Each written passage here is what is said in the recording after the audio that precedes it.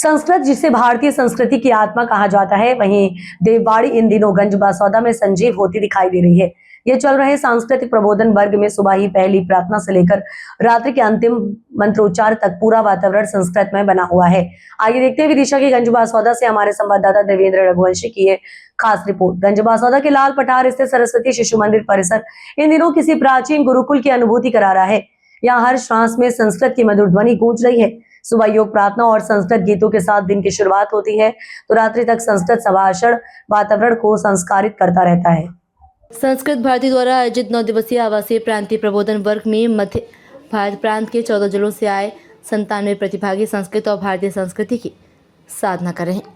11-12 वर्ष के बालक से लेकर 85 वर्ष तक के संस्कृत प्रेमी एक परिवार की तरह रहकर संस्कृत को जीवन में उतारे। शिविर में केवल भाषा नहीं सिखाई जा रही, बल्कि भारतीय संस्कृति और संस्कारों को भी आत्मसात कराया जा रहा है। पूजन, संवाद, परिचय, अभ्यास और सांस्कृतिक गतिविधियां पूरी तरह संस्कृत भाषा में संचालित हो रही हैं। यह नमस्ते नहीं बल्कि नमो नमः से अभिवादन किया जा रहा है। शिविर में मातृशक्ति की सक्रिय भागीदारी भी विशेष आकर्षण बनी हुई है।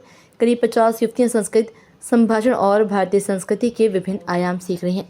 वहीं संत महात्माओं और अतिथियों का सतत आगमन प्रतिभागियों के लिए प्रेरणा का केंद्र बना हुआ है। नौल की खालसा के श्री महंत राम मनोहर दास जी महाराज, वेदांत आश्रम के महंत हरिदास जी महाराज और गंज मंदिर के महंत महेश्वर दास त्यागी जी ने शिविर पहुंचकर संस्कृत भारती के प्रयासों की सराहना की। शिविर अब भाषा प्रशिक्षण से आगे बढ़कर भारतीय संस्कृति के पुनर्जागरण का केंद्र बनता दिखाई दे रहा है।